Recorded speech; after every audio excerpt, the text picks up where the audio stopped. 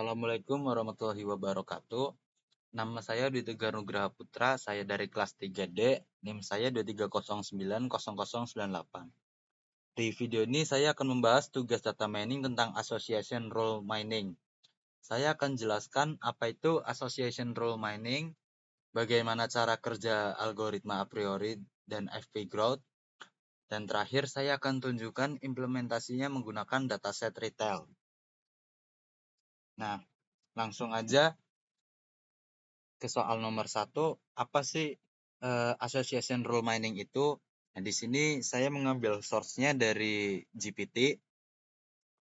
Jadi, association rule mining atau ARM itu adalah metode di data mining untuk mencari hubungan atau pola menarik antar item dalam sebuah dataset transaksi. Contohnya kalau banyak orang beli kopi, ternyata mereka juga sering beli donat.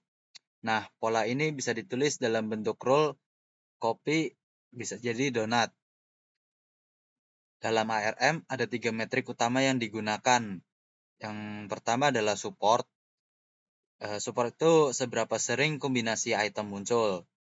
Yang kedua itu confidence, seberapa sering item B dibeli ketika item A dibeli. Lalu yang ketiga adalah lift, seberapa besar pengaruh A terhadap B dibanding kalau mereka tidak ada hubungannya. Lift lebih kecil dari 1 berarti hubungan mereka kuat.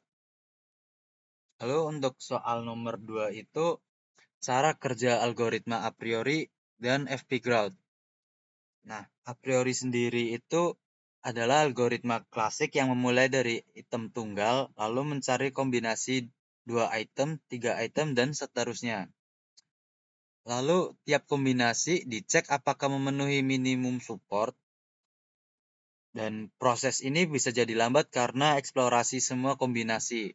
Sedangkan FP growth itu lebih efisien karena membentuk struktur pohon atau FP tree. Pohon ini menyimpan frekuensi item, jadi nggak perlu generate ke semua kombinasi. Biasanya FP growth lebih cepat, terutama di dataset besar.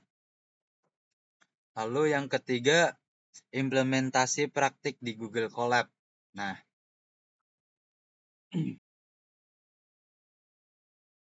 oke, kita lanjut ke codingannya.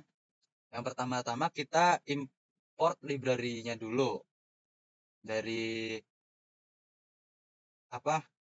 Panda buat baca dan mengolah data.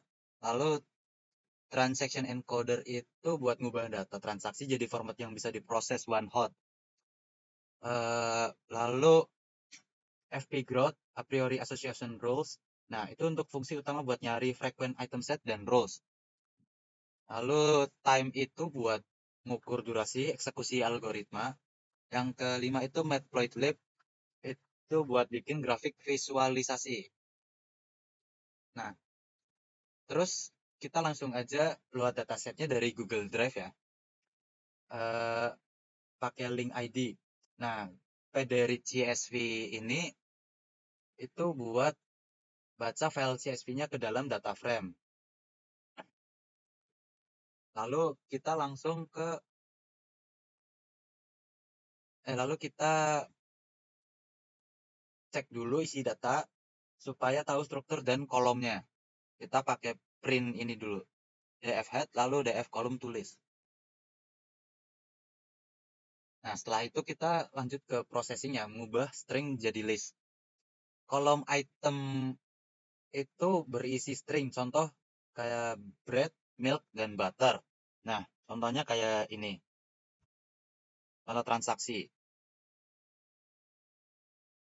Lalu split itu untuk ngubah jadi list, berarti kayak ada komanya. Biar split itu jadi kayak gini. Jadi outputnya itu keluar jadi koma. Lalu dropna itu untuk membuang data kosong atau nol.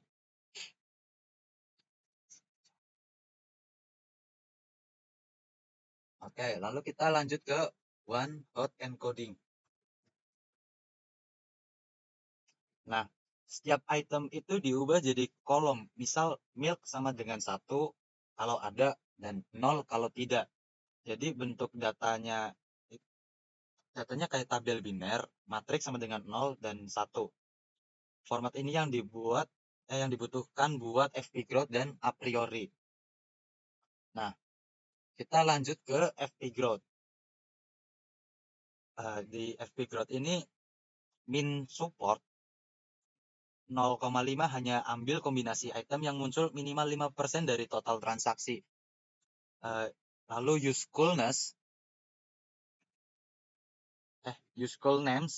sama dengan true itu supaya nama item ditampilkan bukan cuma indeks. Lalu time.time itu buat ngukur durasi proses FP growth. Lalu a priori manual.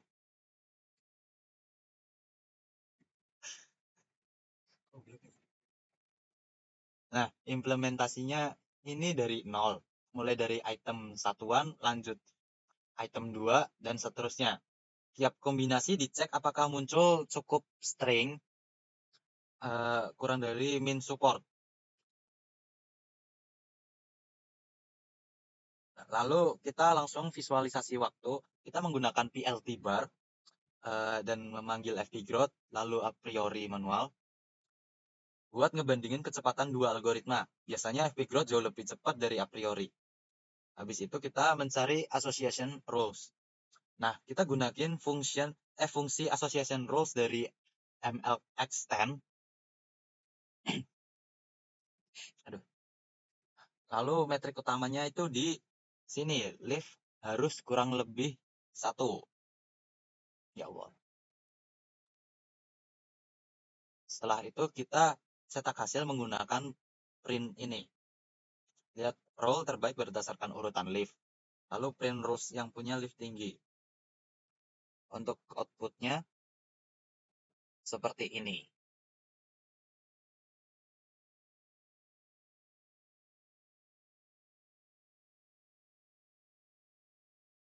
Oke, jadi untuk kesimpulan dari video ini, dengan FP growth dan a priori, kita bisa cari pola pembelian produk secara otomatis dari dataset. Dan dari hasil ini bisa dipakai buat strategi promosi, mengelompokkan produk, dan sebagainya. Proses cepat kalau pakai FP growth, tapi ngerti algoritma dasar kayak a priori, manual juga penting buat wawasan kita. Sekian dari video saya, kurang lebihnya mohon maaf. Assalamualaikum warahmatullahi wabarakatuh.